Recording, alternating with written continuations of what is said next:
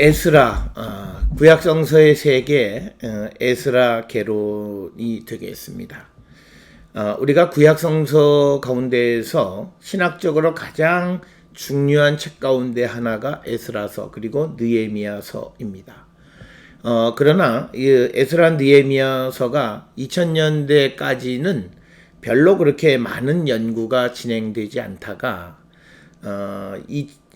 20세기 말 그리고 21세기 즉 2000년대로 접어들면서 이제 에스라 느헤미야에 대한 많은 연구가 진행이 되었습니다. 특별히 에스라 느헤미야서가 갖는 중요성은 바벨론 포로에서 귀환한 사람들이 어떤 삶을 살았는가를 우리에게 보여주는 겁니다. 즉 귀한 백성들이 어떤 삶을 살았는가를 보여주는 책, 그리고 하나님의 약속으로 귀환하는 자들이 어떻게 하나님께 자신의 믿음을 고백했는가, 즉 하나님의 약속으로 귀환한 자들이 어떻게 하나님께 자신들의 믿음을 고백했고, 그 다음에 이제 시간이 흐름에 따라 어떻게 점차적으로 부패해 가는가를 보여주는 책입니다. 그렇기 때문에 이 에스라와 느헤미야는 오늘을 사는 신앙인들에게도 중요한 의미를 제공해 주는 책이다라고 하는 거예요. 그래서 이 에스라 그리고 느헤미야와 관계된 신학적 질문은 에스겔의 새 예루살렘과 성전에 관한 환상과 에스라 느헤미야에 기록된 예루살렘과 성전 재건이 어떤 관계가 있느냐라고 하는 그 질문과 그것에 대한 대답입니다. 그러나 그것이 대답하기 그렇게 쉬운 것은 아니지만 그러나 또 중요한 질문이고, 그것에 대해서 우리가 이 에스라와 느헤미야를 연구할 때 반드시 연구해야 되는 과제 중 하나다라고 하는 겁니다. 특별히 오늘날 최근 들어서 구약 성경을 연구하는 학자들 사이에서 오경이 형성된 시기를 페르시아 시대로 이렇게 생각을 합니다. 그렇다면 에스라 느헤미야 시대를 구약 성경의 오경 형성의 시대로 이해하는 것. 그래서 이 말은 에스라 느헤미야 시대의 역사적 특징과 신학적 특징을 이해하는 것이 구약성서 전체가 어떤 관점으로 형성되었는가를 이해하는 데 굉장히 중요하다는 거죠.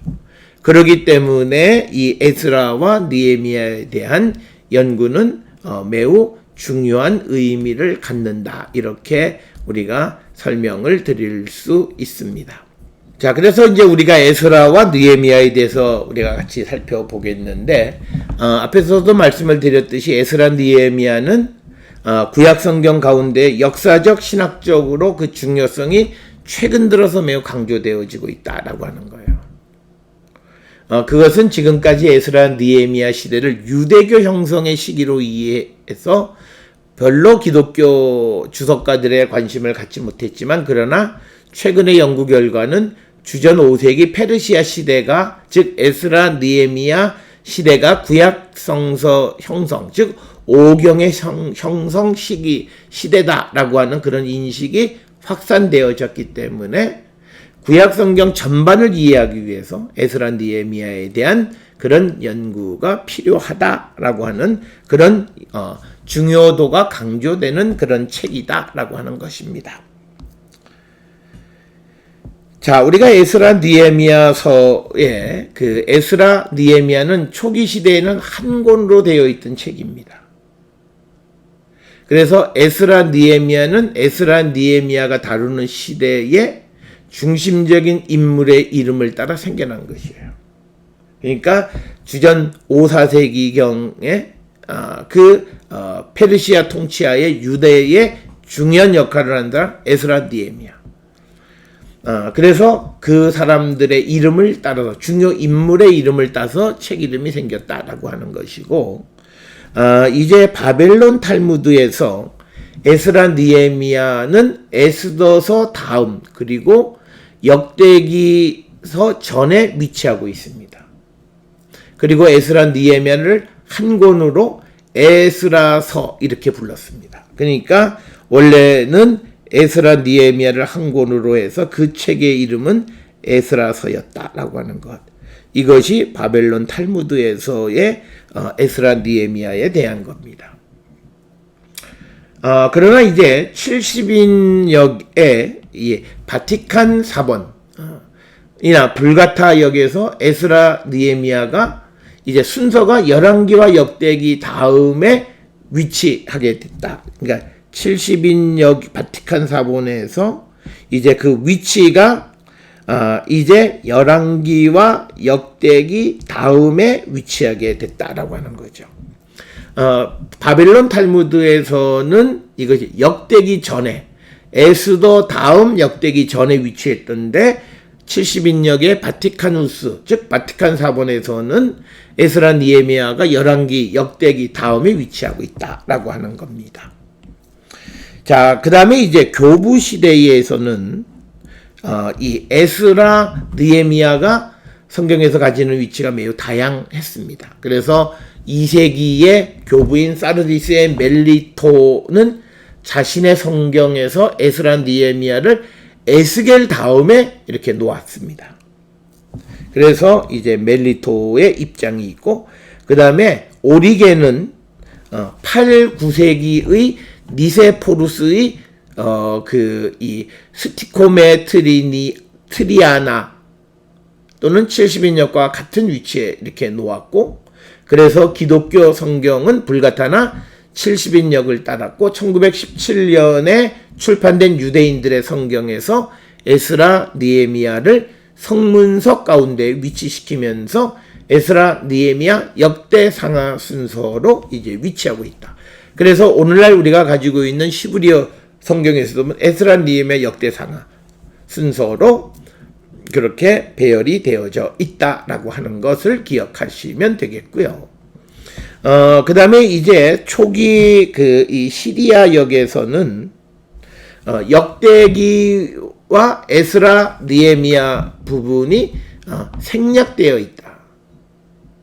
그 다음에 시브리어 성경에서 에스라와 느헤미야가 서로 분리된 것은 불가타의 영향이다. 그러니까 시브리 성경에서는 원래 에스라 느헤미야가 하나였는데 에스라 느헤미야가 분리된 것은 불가타, 즉 라틴어 성경의 영향이고, 그래서 15세기 이전의 시브리 성경에서는 에스라와 느헤미야가 한 권이었지만 15세기 이후로부터는 에스라 느헤미야가 각각이다. 그래서 우리가 알다시피 이 에스라서는 10장 280절, 느헤미야서는 13장 405절로 기록이 되어져 있다라고 하는 겁니다. 자, 그래서 에스라 느헤미야의 70인역 그 바티칸 사본과 알렉산드리아 사본 사이에 큰 차이가 있습니다. 그러니까 70인역의 바티칸 사본과 그리고 알렉산드리아 사본 사이에는 차이가 있다. 그래서 70인역 사본은 마수라 사본과 비교해서 매우 짧고, 특히 바티칸 사본에는 모든 명단이 생략되어 있다. 그러나 알렉산드리아 사본에서는 차이점이 많이 메워지긴 합니다. 그러니까 알렉산드리아 사본이 오늘날 마스라와 비슷하다라고 하는 거예요. 자, 그래서 70인역 본문은 이 에스드라 일서에서 유래된 것으로 보고, 에스드라 일서는 에스라서 전체와 느헤미야 가운데 13절이 포함되어 있다라고 하는 겁니다. 그래서 에스드라 일서의 번역자는 70인역 사본의 역대기서 에스라 느헤미야서를 사용하지 않은 것으로 이렇게 추정을 하고, 만약 에스드라 일서가 시브리어와 아람어 본문과 관계없는 번역이라면 에스드라 일서가 오늘날 의미가 불분명한 부분에 대해서 정확한 의미를 전달할 수 있을 것으로 추정을 합니다. 그러나 에스드라 일서는 에스라와 느헤미야에 있는 내용을 근본적으로 변화시키지는 않는다라고 하는 겁니다. 그래서 에스드라 일서는 에스드라 일서 3장 1절부터 4장 63절의 부분과 에스라 4장 7절에서 24절을 1장과 2장 사이에 위치시킨 것 외에는 큰 변화가 없다. 쿰난 사본에서는 오로지 에스라 4장 5장만 발견되어졌다라고 하는 겁니다. 자, 그래서 우리가 에스라와 느헤미야서의 관계, 원래는 한 권이었다가 분리되어진 것은 바티칸, 그러니까 이 라틴어 그 사본의 영향이다라고 하는 겁니다. 자, 그 다음에 이제 우리가 다루는 것은 에스라 느헤미야의 통일성입니다. 이것은 이제 원래가 한 권이었는가 아니면 각기 다른 책이었느냐라고 하는 질문입니다. 그래서 이것이 원래는 에스라와 느헤미야가 한 권이었다라고 하는 것을 보여주는 몇 가지 그런 증거들이 있습니다. 첫째가 성서의 전체 권수를 기록한 요세푸스의 기록에 이 두 권을 한 권으로 기록했다. 요세푸스의 기록에 두 권을 한 권으로 기록했다. 그래서 요세푸스의 컨트라 아피오넴에 보면 이렇게 기록이 되어 있고요. 두 번째는 사르디스의 주교인 멜리토도 이 두 권을 하나의 책으로 간주했다. 멜리토도 두 권을 하나로 간주했다. 그 다음에 세 번째, 바벨론 탈무드에서도 두 책을 모두 에스라서라고 부르고 왜 뒷부분이 느헤미라고 불리지 않는지에 대해 의문을 제기한다. 그래서 이것이 원래가 한 권이었음을 우리가 보여주는 것이고요. 그 다음에 이제 네 번째 그 마소라 학자들이 느헤미야 3장 22절을 에스라와 느헤미야 전체의 중간으로 표시하고 있는 것은 아마도 에스라와 느헤미야를 한 권으로 보았다라고 하는 겁니다. 그래서 우리가 잘 알다시피 느헤미야서 마지막에 두 책의 절수가 합하여서 기록이 되어 있기 때문에 마소라 학자들도 이 두 권을 한 권의 책으로 이해했다라고 하는 겁니다. 그 다음에 또 하나는 중세의 신학자인 이븐 에즈라나 라시아와 같은 주석가들도 에스라와 느헤미야를 한 권으로 다루고 있고, 초기의 시브리어 사본이나 초기 70인역 사본에도 에스라 느헤미야를 한 권으로 보고 있다. 그래서 초기의 기록들이면 들에서는 에스라 느헤미야가 한 권이었다라고 하는 겁니다. 그러면 이제 여기서 우리에게 오는 질문은 그렇다면 왜 오늘날처럼 두 권으로 나뉘어졌는가? 이것은 기독교의 영향이며 이런 기독교의 전통이 중세 유대인들에게까지 영향을 끼친 것으로 그렇게 이해를 합니다. 그래서 원래는 한 권인 에스라 느헤미야가 두 권으로 분리되어지고 이 두 권으로 분리되어진 것은 기독교의 영향이다라고 하는 것이 되겠습니다. 자, 이제 우리가 에스라 느헤미야서의 문학적 특징에서 첫째 언어적 특징을 살펴보면 에스라 느헤미야는 대부분 후기 시브리어로 쓰여져 있으며 일부분이 아람어로 기록되어 있다. 그래서 우리가 에스라와 느헤미야는 히브리어, 후기 시브리어, 그 다음에 아람어로 기록되어 있다. 아람어는 에스라 4장 8절에서 6장 18절까지, 그 다음에 7장 11절에서 26절, 이런 부분들이 아람어로 기록이 되어 있다라고 하는 것이고요. 언어적인 특성은 그렇다. 그 다음에 또 하나는 에스라 느헤미야서는 바브 연속법과 코얼터티브가 함께 사용되거나 동사에 인칭 전미어가 붙거나 혹은 하야 동사가 분사형과 함께 사용되는 것 등 이런 것들은 후기 시브리어의 특징을 그대로 나타내고 있다라고 하는 것이 되겠습니다. 그 다음에 아카드어와 페르시아 사람의 이름이나 가족 이름이나 페르시아어 단어 등이 이 책에 매우 빈번하게 등장한다. 그래서 이것은 페르시아 시대에 기록된 것으로 보인다라고 하는 겁니다. 뿐만 아니라 페르시아 왕의 이름은 비그웨, 에스라 4장 2장 14절에 비그웨나 또는 미르드닷, 이건 에스라 1장 8절, 그리고 엘람, 모두가 페르시아 이름이라는 거죠. 그리고 또 아람화 현상이 발견되어진다. 아람화 현상이 발견되어진다. 따라서 어떤 학자들은 원래 에스라 느헤미야가 아람어로 기록되어 있으며 후에 시브리어로 번역되었을 것으로 주장하기도 합니다. 그러나 이러한 주장을 뒷받침하는 것은 에스라 느헤미야의 아람어 번역인 탈굼이 존재하지 않는다는 점이 바로 그런 주장, 즉 원래가 아람어였다라고 하는 것에 대한 주장의 근거가 된다라고 하는 겁니다. 자, 그러면서 이제 에스라 느헤미야는 문학적인 어떤 특징을 갖고 있습니다. 그런데 이것은 주로 내러티브로 구성되어 있어요. 그래서 에스라 느헤미야는 에스라 1, 6장 그리고 느헤미야 회고, 에스라 회고 이런 부분들이 전부 다 내러티브로 구성이 되어 있다라고 하는 겁니다. 그래서 에스라 1장부터 6장까지는 여러 가지 산문 형식으로 기록되어 있고 그 장르가 매우 다양하다는 거예요. 그래서 어떤 칙령도 들어있고 리스트도 있고 서신도 있다라고 하는 겁니다. 칙령 혹은 명령서는 고레스 칙령, 아닥사스다 명령서는 행정기록으로 산문 형식으로 간결하게 기록이 되어 있다. 또 목록에는 성전 기물 목록, 에스라 1장 9절로부터 11절, 귀양자 목록, 에스라 2장 등에서 등장을 하고, 서신은 에스라 4장 8절에서 16절에 르흠과 심세의 편지, 그리고 4장 17절부터 22절에 아르닥사스타의 편지, 그 다음에 5장 6절로부터 17절에 다뜨네의 편지, 그리고 6장 3절부터 12절에 다리우스의 편지 등으로 구성이 되어져 있습니다. 자, 그 다음에 이제 메모리, 즉 회고록에는 느헤미야의 회고록, 에스라 회고록 이렇게 두 가지가 있어요. 그래서 이것은 느헤미야 1장에서 7장, 12장 27, 43, 13장 4절부터 31절. 그리고 에스라 회고록은 에스라 7장에서 10장, 느헤미야 8장 등에 기록되어 있다. 그래서 회고록은 다양한 문학적 장르가 포함되어 있다라고 하는 겁니다.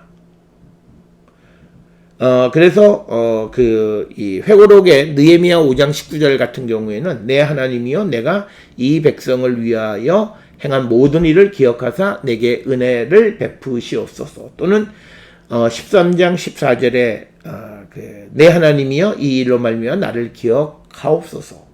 혹은 13장 22절에 내 하나님이여 나를 위하여 이 일도 기억하시옵고 주의 크신 은혜대로 나를 아끼시옵소서 같은 어떤 remember familiar, 즉 기억 양식들이 기록이 되어져 있다라고 하는 겁니다. 자, 그 다음에 이제 에스라 느헤미야는 역대기를 우리가 공부할 때도 마찬가지였고, 그래 에스라 느헤미야와 역대기의 관계가 어떻게 되느냐라고 하는 겁니다.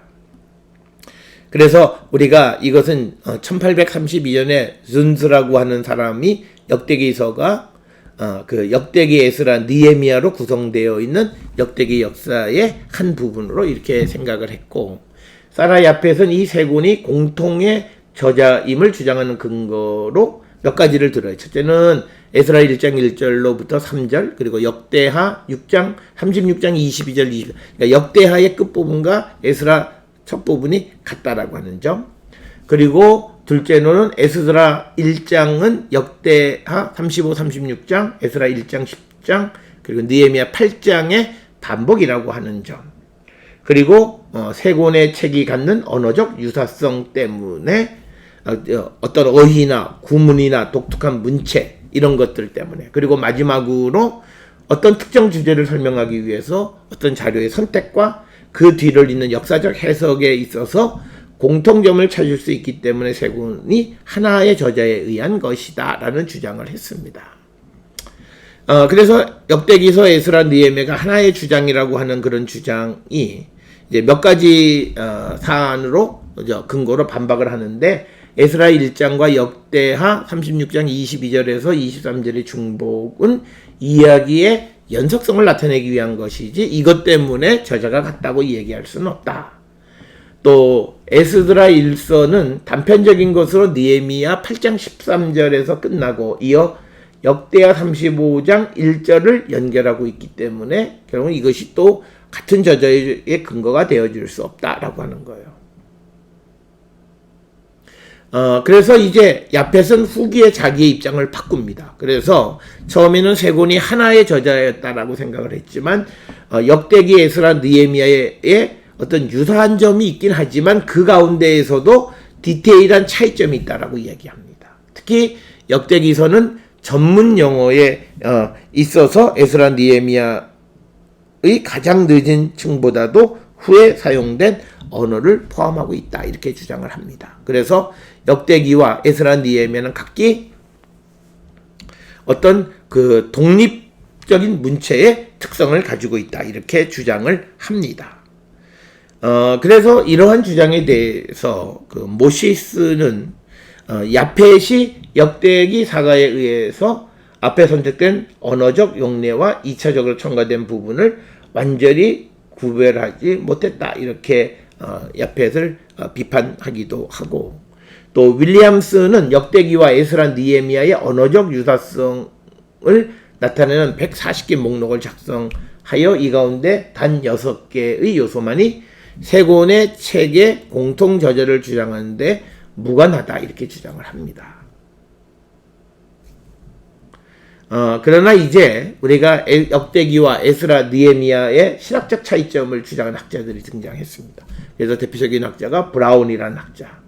그래서 역대기에 등장하는 회복의 주제가 에스라 느헤미야에는 등장하지 않는다든지, 북왕국 특히 사마리아 사람들에 대한 태도에 있어서 역대기서와 에스라 느헤미야가 차이를 보이고, 역대기는 다윗 왕조를 지나치게 강조하고 있다는 것, 또 에스라 느헤미야에서는 아브라함의 선택과 출애굽에 대해서 언급하고 있는 반면 에스라 느헤미야가 역대기서에서는 특별히 야곱에 대해서 강조하고 있고 오히려 출애굽에 대해서는 별로 강조하지 않는다라고 하는 그런 점들.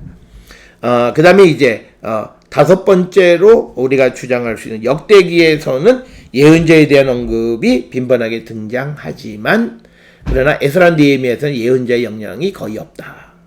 그리고 여섯 번째, 느디님 사랑, 성전 봉사자와 솔로몬의 신하는 에스라 느헤미야에 등장하지만 역대기에는 단지 역대하 9장 2절에 단 한 번 등장할 뿐이다 라고 하는 것. 그리고 역대기에서는 이스라엘 12지파를 모두 포함하지만 에스라 느헤미야에서는 무엇보다도 이스라엘은 유다와 베냐민만을 포함한다 라고 하는 겁니다. 그래서 오늘날 학자들의 경향은 크게 우리가 세 가지로 나눌 수 있어요. 역대기 역사의 존재를 주장하는 학자, 이 말은 곧 동일 저자, 역대기 에스라 느헤미야가 한 저자에 의한 것이다. 그래서 아크로이드나 클라인이나 크로스나 프리드만 같은 학자, 그 다음에 역대기와 에스라 느헤미야가 서로 다른 저자의 작품임을 주장하는 야펫과 윌리엄슨, 특히 윌리엄스는 야펫의 제자입니다. 그리고 세 번째는 같은 저자의 다른 저작물로 여기는 경향은 벨튼이나 윌리 같은 학자들입니다. 이 가운데에서 신학적 차이점은 두 번째 견해를 더욱 지지해주고 있고, 그러나 이 주제는, 저자의 문제는 아직 끝난 것은 아니다라고 하는 것을 우리가 이해하시면 되겠습니다.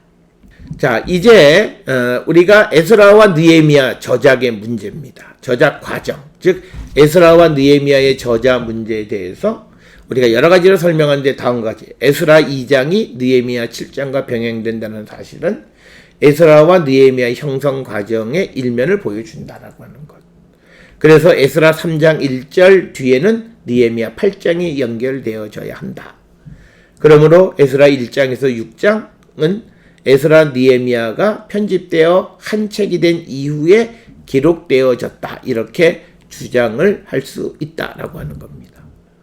그 다음에 이제 에스라 회고록과 느헤미야 회고록은 에스라와 느헤미야가 시행한 개혁 정책을 옹호하기 위해서 기록된 것이다. 그래서 에스라 회고록, 느헤미야 회고록의 목적이라는 거고, 그 후에 기록된 에스라 1장부터 6장에는 후기 귀환자들의 정체성, 즉 포로 이전 사회의 계승과 사마리아의 세력에 대한 적대감 등이 기록 의도로 작용했을 것이다 라고 하는 겁니다. 그래서 편집 과정을 보면 사건 당시에 기록된 여러 가지 자료들을 형성했고, 그 다음에 에스라의 회고록, 느헤미야의 회고록이 있고, 그 다음에 맨 마지막에 에스라 1장부터 6장이 덧붙여졌다라고 이렇게 주장을 합니다. 자, 그 다음에 이제 에스라 느헤미야 저작이 언제냐? 즉 맨 마지막에 붙어진 에스라 1장부터 6장은 헬레니즘 시기 초, 약 대략 한 300년경이다 이렇게 봅니다. 그리고 에스라 느헤미야서가 최종적인 형태로 완성된 것도 이때쯤이다라고 하는 겁니다. 에스라가 느헤미야에 앞서는 것으로 보기 때문에 느헤미야에 관련된 마지막 날짜는 느헤미야 13장 16절에 의해서 주전 430년에서 424년 사이가 되는 거죠.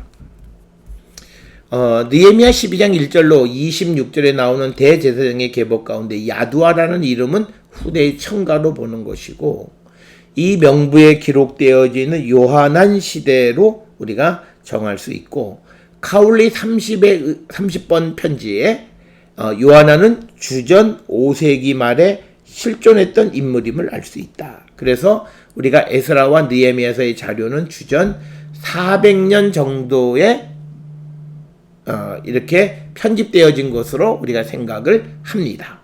그래서 결론적으로 두 책은 대략적으로 400년과 300년 사이에 두 번의 편집 과정을 겪었다. 이렇게 우리가 설명을 할 수 있습니다. 자, 그 다음에 이제 에스라 느헤미야를 한 권의 책으로 간주할 때 에스라 느헤미야의 저자는 누구냐?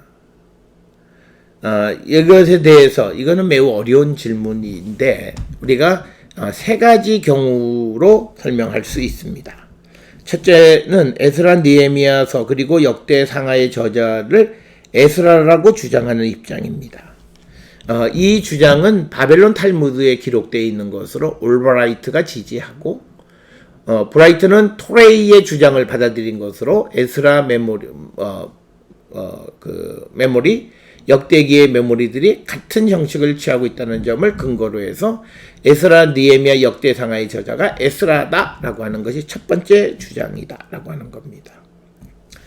그 다음에 두 번째 주장은 하리슨의 주장으로 에스라서는 에스라, 느헤미야서는 느헤미야가 기록한 것이라고 하는 주장입니다.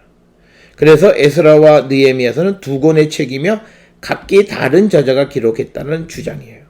그래서 하리슨은 에스라서의 형식과 느헤미야의 형식은 매우 다르다 이렇게 주장을 합니다. 그러니까 에스라와 느헤미야 차이점을 보는 사람은 에스라는 에스라, 느헤미야는 느헤미야가 저자라고 하는 하리슨의 주장이 있다라고 하는 거고요. 세 번째는 역대기 사가가 에스라와 느헤미야의 마지막 저자라고 하는 주장입니다. 가장 보편적으로 우리가 받아들이는 견해고, 역대기서, 에스라서, 느헤미야서의 저자가 역대기 사가 어떤 그룹이다라고 하는 거예요. 그러나 학자들 사이에서 역대기 사가가 자신이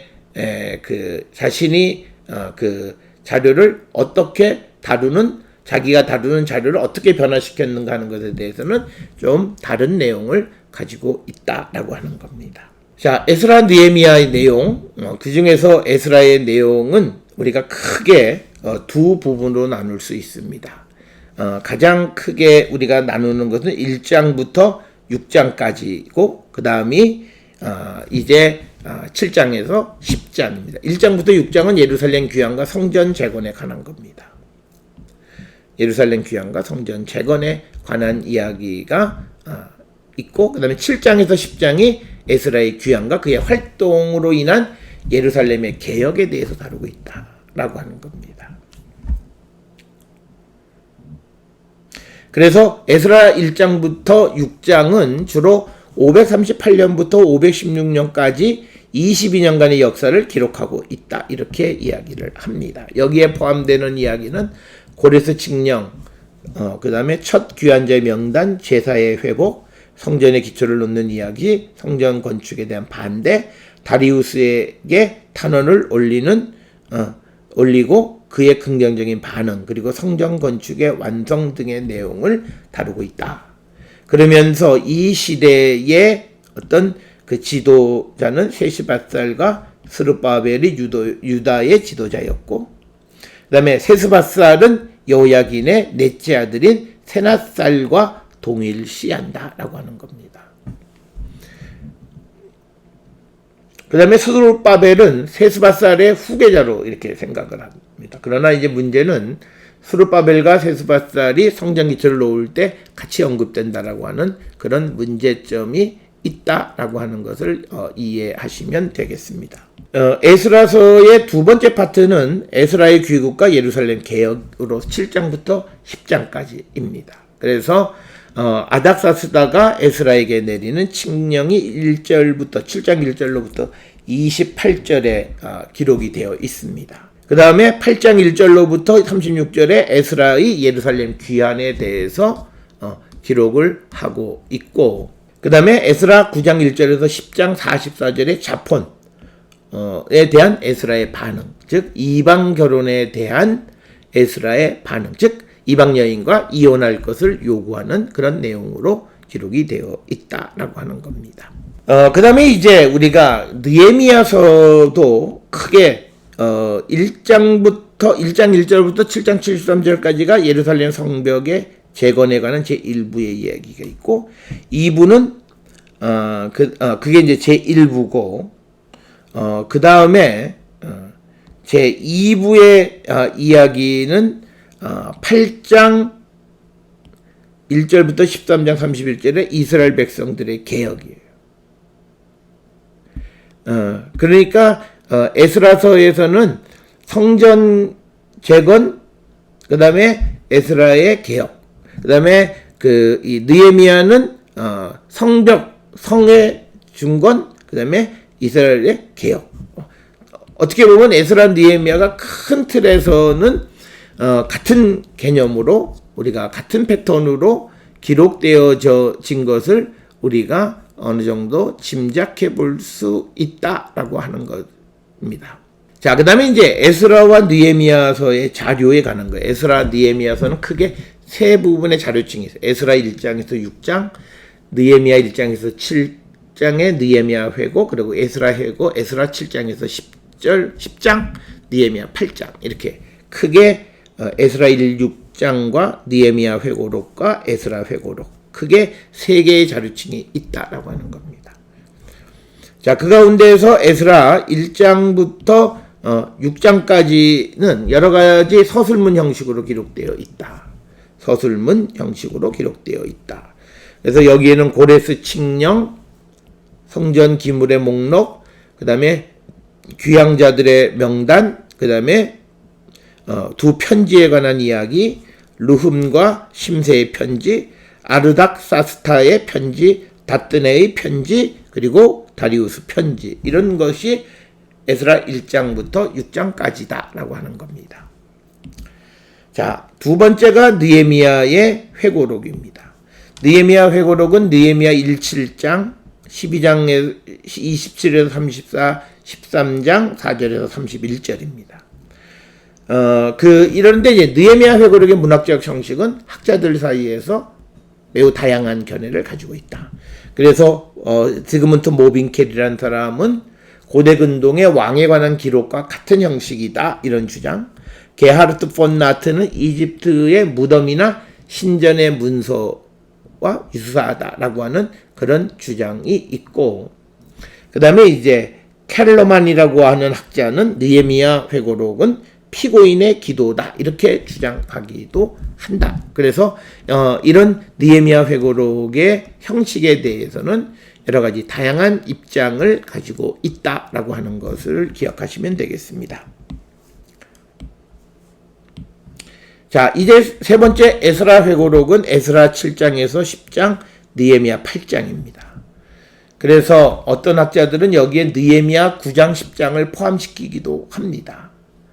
그래서 우리가 일반적으로 역대기 저자나 그 학파의 기록 가능성은 인정되고 있다. 그래서 에스라서 나름대로의 자료 또한 여기서도 발견되어진다. 그리고 에스라 회고록의 문체는 역대기와 유사성이 있다라고 하는 주장은 잘못된 것이다라고 이야기합니다. 자, 그래서 우리가 에스라 회고록의 내용은 그 초기 내용을 손질한 기록, 아닥사스다 명령서, 그 다음에 1차적인 자료, 그리고 서술인증이 변화된 것, 여러 가지 다양한 그런 복잡한 그런 자료층을 가지고 있다라고 하는 겁니다. 자, 또 하나 문제는 에스라와 느헤미야 연대기적인 문제입니다. 문학 비평적인 관점에서 느헤미야 8장은 에스라 8, 9장 사이에 위치해야 된다라고 하는 것. 그래서 에스라와 느헤미야는 동시대인이 아니었다라고 말할 수 있습니다. 그래서 에스라의 귀한 일자는 세 가지. 아닥사스다 1세 7년인 주전 458년이거나 아르닥세스 2세 7년인 398년이거나 아르닥세스 1세 37년인 주전 428년이거나 하는 그런 겁니다. 이렇게 여러 가지 가능성이 주장할 수 있고, 그래서 에스라가 느헤미야 이후에 기원했다는 주장을 부정하고, 이러한 주장을 하는 사람들의 논고는 그 페르시아의 정치적 상황은 연대기적인 문제를 해결할 수 없다. 그러면서 여러 가지 다른 자료들과 같이 겸해서 우리가 설명을 하게 됩니다. 그래서 에스라가 귀환한 그 귀환의 시점에 대해서 대체적으로 458년에 귀환했을 것으로 그렇게 추정을 합니다.